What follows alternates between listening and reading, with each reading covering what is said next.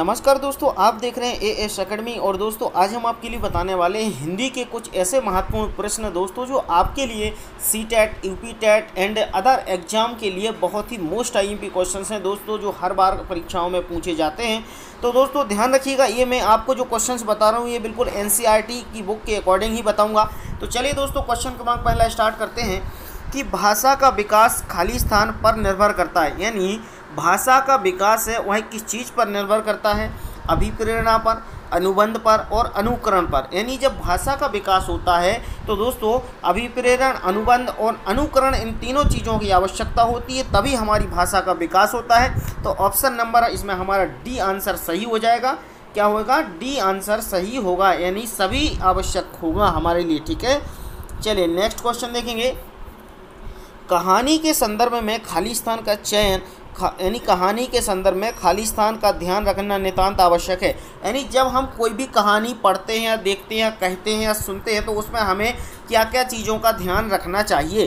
कहानी का चयन, कहानी की भाषा, कहानी कहने की शैली और उपयोग तीनों। तो दोस्तों जब हम कोई कहानी सुनते हैं तो उसका हम चयन भी अच्छे से करना चाहिए कि कहानी अच्छी हो, कहानी की भाषा भी अच्छी हो और कहानी की शैली भी अच्छी हो। तो ऑप्शन नंबर डी आंसर इसका सही हो जाएगा, यानी इसमें सभी चीज़ों की आवश्यकता होगी। ठीक है, चलिए नेक्स्ट क्वेश्चन है। जन्म से लेकर 2 वर्ष की आयु तक के चरण में इंद्रियों के जरिए बच्चा प्राप्त करता है। जब बच्चा आपका जन्म से लेकर 2 वर्ष की आयु तक का होता है तो अपनी इंद्रियों के जरिए बच्चा क्या प्राप्त करता है? प्राथमिक अनुभव, द्वितीय अनुभव और तृतीय अनुभव। तो दोस्तों ध्यान रखना कि जब बालक 2 वर्ष का होता है तो वो कौन सी अवस्था में होता है? बाल्यावस्था में होता है, यानी कि प्राथमिक बाल्यावस्था में होता है। इसलिए वह क्या करता है? प्राथमिक अनुभव ज्ञान करता है। तो ऑप्शन नंबर फर्स्ट आंसर ही आपका सही होगा। चलिए नेक्स्ट है, मातृभाषा के माध्यम से दी गई शिक्षा बच्चों का विकास करती है। जो मातृभाषा के माध्यम से, मातृभाषा मतलब जो हमारे परिवार में मम्मी के द्वारा बोली जाती है उसे हम बोलते हैं मातृभाषा। हमारे परिवार की भाषा से जो शिक्षा बच्चों को मिलती है उससे विकास किसका होता है? चारित्रिक विकास, नैतिक विकास और ए और बी दोनों। तो दोस्तों जब हमारे परिवार में जैसा वातावरण रहेगा, हमें जैसी भाषा सिखाई जाएगी, उससे हमारे नैतिक, चरित्र और नैतिक दोनों विकास होते हैं। तो ऑप्शन नंबर सी आंसर सही रहेगा। ठीक है, नेक्स्ट है, न्यूनतम अधिकतम पाठ्यक्रम का अर्थ है। जो न्यूनतम यानी कम और अधिकतम पाठ्यक्रम का अर्थ क्या है? कम से कम, अधिक से अधिक, कम से कम और अधिक से अधिक और इनमें से कोई नहीं। तो दोस्तों यहाँ बोला न्यूनतम और अधिकतम पाठ्यक्रम का अर्थ क्या होगा? न्यूनतम मतलब कम से कम और अधिकतम मतलब अधिक से अधिक। तो आंसर होगा ऑप्शन नंबर सी, कम से कम और अधिक से अधिक। ठीक है, चलिए नेक्स्ट क्वेश्चन है। बच्चा अपने, फिर खाली स्थान, बच्चा अपने से ही मातृभाषा को सीखता है। यानी बच्चा अपने राज्य से, अपने परिवार से, अपने बचपन से या इनमें से कोई नहीं। तो दोस्तों बच्चा अपने परिवार से ही मातृभाषा सीखता है। यानी जब वो परिवार में रहता है, अपने मम्मी पापा के साथ रहता है, तभी वो मातृभाषा सीखता है। तो इसीलिए वो अपने परिवार से ही मातृभाषा सीखता है। ठीक है, नेक्स्ट है, पियाजे ने बालक के ज्ञानात्मक विकास के अध्ययन के विकास में वर्षों तक अध्ययन किया है। मतलब पियाजे ने बालक के ज्ञानात्मक विकास के अध्ययन में विषय में कितने वर्षों का अध्ययन किया है? तो 40 वर्ष, 50 वर्ष या 60 वर्ष। तो दोस्तों ध्यान रखना कि पियाजे ने हमारे किसका मतलब कम से कम 50 वर्ष का अध्ययन किया है। ठीक है, नेक्स्ट है आपका, 2 वर्ष की आयु तक के बालक के पास शब्दों का भंडार होता है। जब बच्चा 2 साल का हो जाता है तो उसके पास कितने शब्दों का भंडार होता है? 280, 260 या 270 या 250। तो बच्चे के पास 270 शब्दों का भंडार हो जाता है। ठीक है, टेलीविज़न अधिगम सामग्री है, श्रव्य और अधिगम सामग्री, दृश्य और अधिगम सामग्री, श्रव्य, दृश्य, अधिगम सामग्री, इनमें से कोई नहीं। जो टेलीविज़न, अब टेलीविज़न दोस्तों आपको देख भी सकते हो और सुन भी सकते हो। तो आपको बताना है कि जो टेलीविज़न है वह किस प्रकार की सामग्री है? दृश्य, यानी कि श्रव्य और दृश्य, सुन भी सकते हो और देख भी सकते हो। तो ऑप्शन नंबर सी आंसर आपका सही होगा। नेक्स्ट है, अधोलिखित यानी निम्नलिखित में से बोलने की दक्षता के विकास में सहायक नहीं है। वाद विवाद प्रतियोगिता, प्रश्नोत्तरी प्रतियोगिता, वार्तालाप का आयोजन या श्याम पट्ट का प्रयोग। तो दोस्तों इन्होंने कहा है बोलने की क्षमता या बोलने की दक्षता के विकास में सहायक नहीं है। देखो बोला कहाँ जाता है, जहाँ वाद विवाद प्रतियोगिता होगी वहाँ भी बोला जाएगा, प्रश्नोत्तरी होगी वहाँ भी बोला जाएगा, तो वार्तालाप होगा वहाँ भी बोला जाएगा। तो इन्होंने बोला कि दक्षता के विकास में सहायक नहीं है, तो कौन सहायक नहीं होगा, श्याम पट्ट का प्रयोग नहीं होगा। तो ऑप्शन नंबर डी आंसर ही हमारा सही होगा। ठीक है, चलिए नेक्स्ट क्वेश्चन है, श्रवण व बोलने के कौशल के बाद, यानी श्रवण व बोलने के कौशल के बाद खाली स्थान में दक्षता होने की परम आवश्यक है, पठन, काम करने में, खाना में या इनमें से कोई नहीं।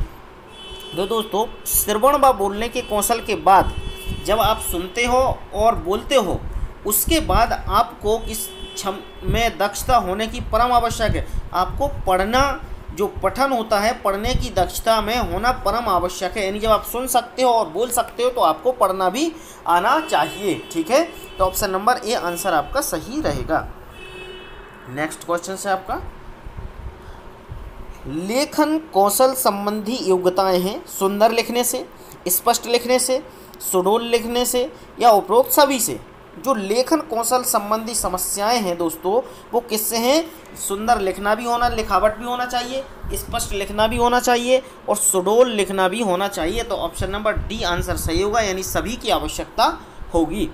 ठीक है, नेक्स्ट है, भाषा में खाली स्थान सामग्रियों का प्रयोग सुनने हेतु किया जाता है, यानी भाषा शिक्षण में सामग्रियों का प्रयोग सुनने हेतु किया जाता है, यानी भाषा में रेडियो, ग्रामोफोन या टेप रिकॉर्डर या उपरोक्त सभी, इनमें से कौन सी सामग्री है जिसका उपयोग हम सुनने के लिए करते हैं। तो दोस्तों इसका जो सही आंसर हो जाएगा, देखो रेडियो का भी उपयोग सुनने के लिए करते हैं, ग्रामोफोन का भी उपयोग सुनने के लिए करते हैं, टेप रिकॉर्डर का भी करते हैं, तो उपरोक्त सभी आंसर आपके सही हो जाएंगे, यानी डी आंसर ही इसका सही होगा। ठीक है, चलिए नेक्स्ट क्वेश्चन से आपका दोस्तों, ध्वनि व्यवस्था, लय, स्वराघात, वल और विरामावधि का समुचित प्रयोग करते हुए भावों एवं विचारों को प्रकट करना ही अभिव्यक्ति है, सुनना है या बोलना है या इनमें से कोई नहीं।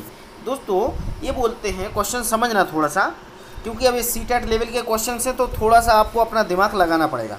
ध्वनि अवस्था, लय, स्वराघात, बल और विरामादि का समुचित प्रयोग करते हुए भावों एवं विचारों को प्रकट करना ही क्या कहलाता है, अभिव्यक्ति कहलाता है। तो ऑप्शन नंबर ए आंसर आपका सही होगा। ठीक है, नेक्स्ट है, भाषा खाली स्थान होनी चाहिए, भाषा विषय के अनुकूल होनी चाहिए या अवसरानुकूल होना चाहिए या ए और बी दोनों होना चाहिए। तो दोस्तों भाषा आपकी क्या होनी चाहिए, विषय के अनुकूल भी होना चाहिए और अवसर के अनुकूल भी होना चाहिए, अवसर के अनुरूप भी होना चाहिए। तो ऑप्शन नंबर सी आंसर, यानी ए और बी दोनों होना चाहिए। ठीक है, चलिए नेक्स्ट क्वेश्चन है, विद्वानों ने लेखन शिक्षण की प्रणालियां स्वीकार की हैं। जो विद्वान लोग हैं उन्होंने लेखन शिक्षण की 6, 2, 3, 4 प्रणालियां स्वीकार की हैं। वो कितनी की हैं, 6 लेखन शिक्षण की प्रणालियों को उन्होंने अपनाया है या स्वीकार किया है।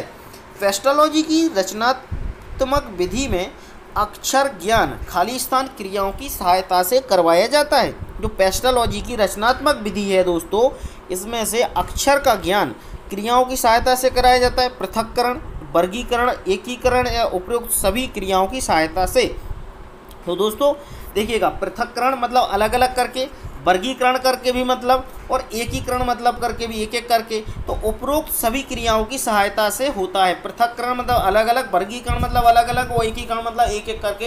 ये तीनों क्रियाएं एक ही होती हैं, इसलिए ऑप्शन नंबर डी आंसर आपका सही होगा। ठीक है, नेक्स्ट है आपका, क्रियात्मक शोध का विकास कहाँ हुआ। क्रियात्मक शोध का विकास आपका कहाँ, भारत में हुआ, अमेरिका में हुआ या फ्रांस में हुआ या ब्रिटेन में हुआ। तो जो आपकी दोस्तों क्रियात्मक शोध का विकास है वो किस हुआ, अमेरिका में हुआ था। ठीक है, शिक्षा के क्षेत्र में क्रियात्मक शोध किसकी देन है। शिक्षा के क्षेत्र में जो क्रियात्मक शोध है वह किसने की थी, स्टीफन एम कारे ने और पासीबा शाह ने, कीथ एचिसन ने और या एलन ने। तो दोस्तों इसका ऑप्शन नंबर सही हो जाएगा ए, स्टीफन एम कार्य ने की थी। ठीक है, नेक्स्ट, खाली स्थान में देवनागरी लिपि को राजलिपि का पद प्राप्त हुआ संविधान में, राज्य में या समाज में या हिंदी में।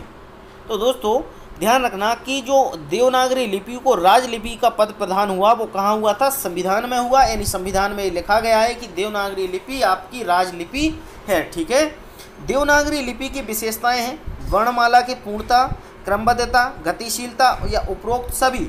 तो दोस्तों इसमें वर्णमाला जो आपकी देवनागरी की लिपि की विशेषता है, वर्णमाला की पूर्णता भी है, क्रमबद्धता भी है और गतिशीलता है। तो ऑप्शन नंबर डी आंसर आपका सही हो जाएगा। ठीक है, क्योंकि सभी हैं। चलिए नेक्स्ट क्वेश्चन है, उत्तरी ब्राह्मी में से खाली स्थान लिपियों का विकास हुआ। उत्तरी ब्राह्मी में से गुप्त लिपि का या कुटिल लिपि का या शारदा लिपि, नागरी लिपि का या उपरोक्त सभी का। तो दोस्तों आपको ध्यान रखना है कि मतलब इन्होंने कहा है कि उत्तरी ब्राह्मी लिपि में से कौन सी लिपि का विकास हुआ है।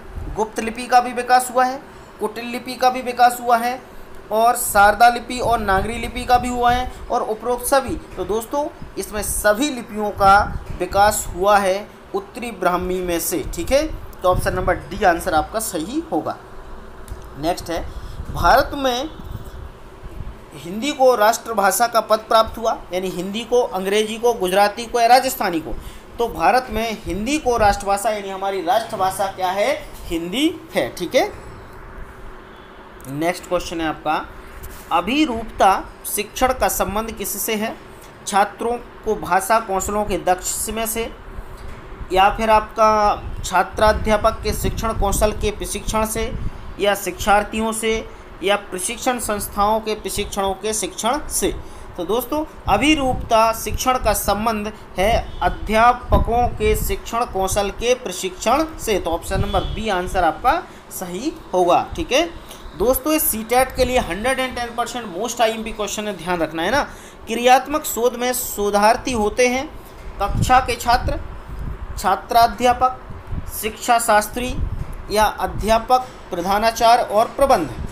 तो दोस्तों कौन होते हैं इसमें, क्रियात्मक शोध में शोधार्थी, जो क्रियात्मक शोध होते हैं उसमें शोध करने वाले कौन होते हैं, उसमें होते हैं दोस्तों अध्यापक, प्रधानाचार्य और प्रबंधन। तो ऑप्शन नंबर डी आंसर आपका सही होगा। ठीक है, चलिए नेक्स्ट क्वेश्चन है, आदर्श लिपि वही होती है जिसके लेख भाषा की खाली स्थान साफ प्रतिनिधित्व करती है, ध्वनि विभिन्नताएं इनमें से कोई नहीं, या ए और बी दोनों। तो दोस्तों इसका जो सही आंसर होगा, आदर्श लिपि वही होती है जिसके लेख भाषा की ध्वनि साफ प्रतिनिधित्व करती है। तो ऑप्शन नंबर ए आंसर आपका सही हो जाएगा। नेक्स्ट है, मानक हिंदी में कुल मिलाकर बोलियां होती हैं। जो मानक हिंदी में कुल मिलाकर कितनी बोलियां होती हैं दोस्तों, मानक हिंदी में कुल मिलाकर 22 बोलियां होती हैं। ऑप्शन नंबर डी आंसर आपका सही होगा। नेक्स्ट है, मूल्यांकन का शाब्दिक अर्थ क्या होता है।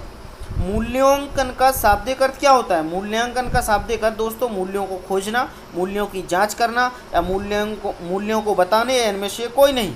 तो दोस्तों इसका जो सही आंसर हो जाएगा, मूल्यांकन का शाब्दिक अर्थ होता है मूल्यों की जांच करना। ऑप्शन नंबर बी आंसर सही होगा। ठीक है, तो दोस्तों हमने इधर पे ये फर्स्ट लेक्चर खत्म कर लिया है। सेकंड लेक्चर में आपको बहुत जल्दी लेकर आऊँगा और सीटेट के लिए अब मैं कंप्लीट तैयारी करा रहा हूँ। तो दोस्तों आप भी चैनल पर न्यू हैं तो चैनल को सब्सक्राइब कर लीजिए और वीडियो को लाइक और शेयर करना बिल्कुल मत भूलिएगा। दोस्तों मिलता हूँ नेक्स्ट वीडियो में नेक्स्ट टॉपिक के साथ। जब तक के लिए नमस्कार, अपना बहुत ख्याल रखिएगा। God bless you.